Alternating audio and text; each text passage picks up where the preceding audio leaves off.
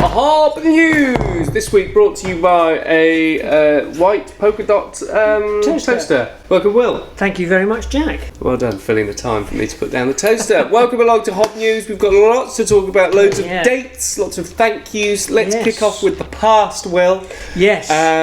Last week there was no HoBNews. And so we've got a couple of catch-ups to say. One to a fantastic group from NCS. Yes, the National Citizens Service. It sounds like a military thing. It's not a military thing. A scheme for kids when they're out of school to get involved, to do activities, and then to help in their local community.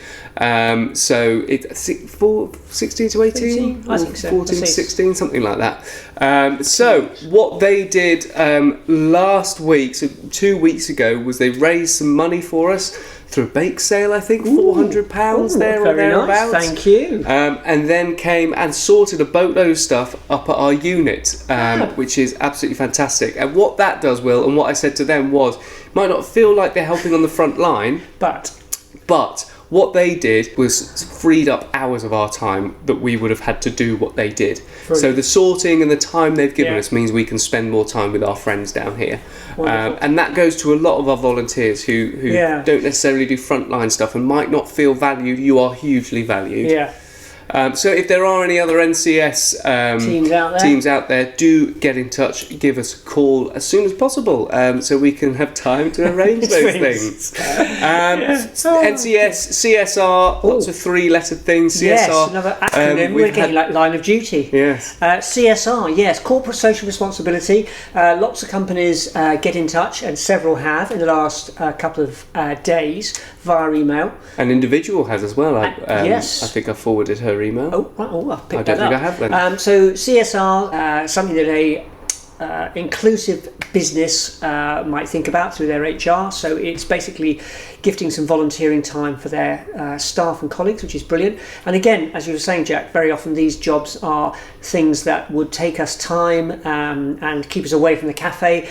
They come in, have a whale of a time. They all seem to have a lovely time and get on with stuff that makes the whole machine operate. So thank you, all those people who I'm emailing as we speak. Is there anything we can do, they say. I love it. Always stuff you can do. It is fantastic. So huge thank you to everybody who does that. Really, really does help. Now, dates, Will. Yes. We've got a boatload. We've got some that are happening as we speak now, but others into the future. Yes. Let's inundate you with dates. Okay, so should we do the 13th of August? Well, Hob Church is happening now. Hob Church, which is happening now as you watch this, if you watch it as it goes up on Sunday, usually the last Sunday of the month. It hasn't been for July, it won't be for August because of people who are away. If you want to know what the date is, check out our social media just before it happens or come in and ask, but it's usually the last Sunday of the month. September onwards, we hope. But we've got some extra cafe dates. Now, Will, we've got the Church Lane Cafe, second Saturday of each month. Which is the 13th of August. Fantastic. And it will also be the second Saturday in September, October going forward. December. We've got another opportunity for you to have a classic Hob breakfast, and that is back at Trinity Church. Gosh, they're having us back. That's marvellous news. It's like the old days, isn't it? It's Trinity Cafe, and that is the 24th of September. So that's the fourth Saturday of each month. Yes. So you've got Church Lane second Saturday, Trinity fourth Saturday. Yeah, fantastic. So thank you very much, everybody at Trinity. That is really, it's getting harder and harder to escape us. Yeah, it's going to be great. So it's just a bit like the old days, and I'm talking to people about some events in the Market Square in the run up to December. So it's cold. Yeah, which reminds me, the heat. Now you and I are still wearing shorts. Well, what a difference a couple of days make. I've got a jumper on. The last video we made for the summer campaign, we were sweating. We had a fan over there. It was the hottest day ever in the UK. Absolutely extraordinary. And we had extra ice and water and lollies available here. Great. If you want to know more about that, go and watch the summer campaign. But we wanted to say it's still warm. Check out the last summer campaign video. We tell you why it's still an issue.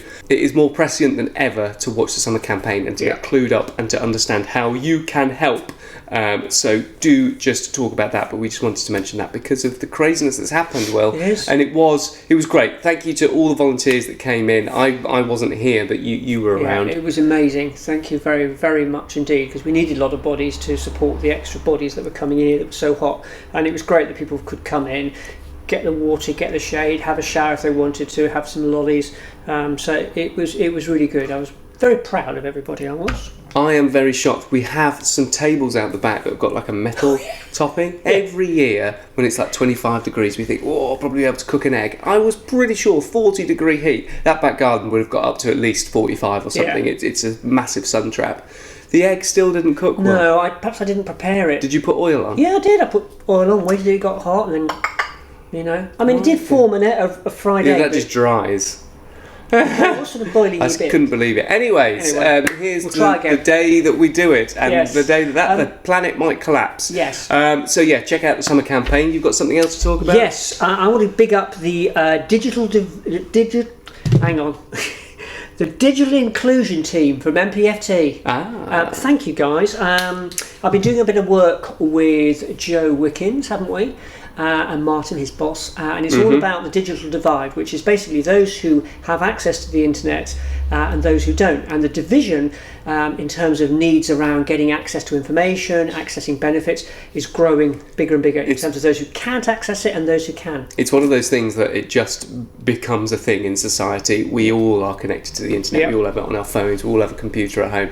We don't all have phones, we don't all have computers at home, and there are a lot of people here who they've never had access to it, Bill, and they don't. The word email terrifies them because we have all got so used to it.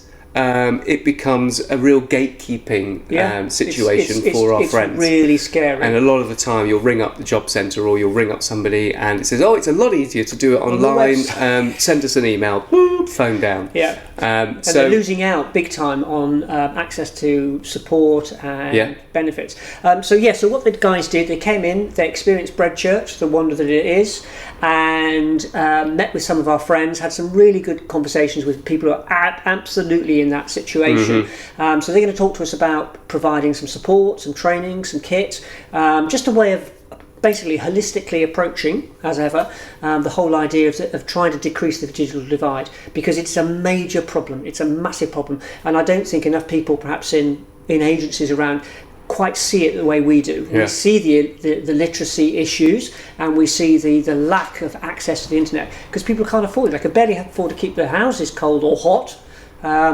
Big topic. A classic example is it's become so ingrained in our culture to have access to the internet. One of the ways to register as homeless is online.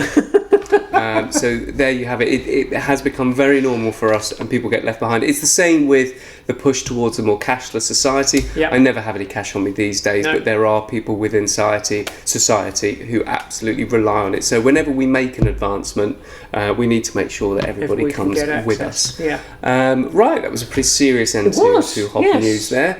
I'm trying to think of something silly to say, but just my face will probably do it enough. Thank you very much, Will, for joining me. Thank you. You could mention the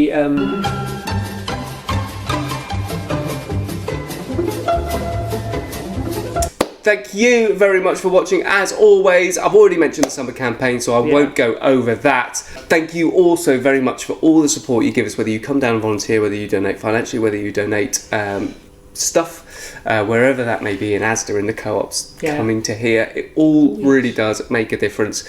Cost of living crisis is getting huge. It's only going to get worse in the coming winter, so your support is really making a difference to a lot of people on the front line. That is it. I shall stop talking now. Thank you once more very much for watching. Goodbye. Bye-bye.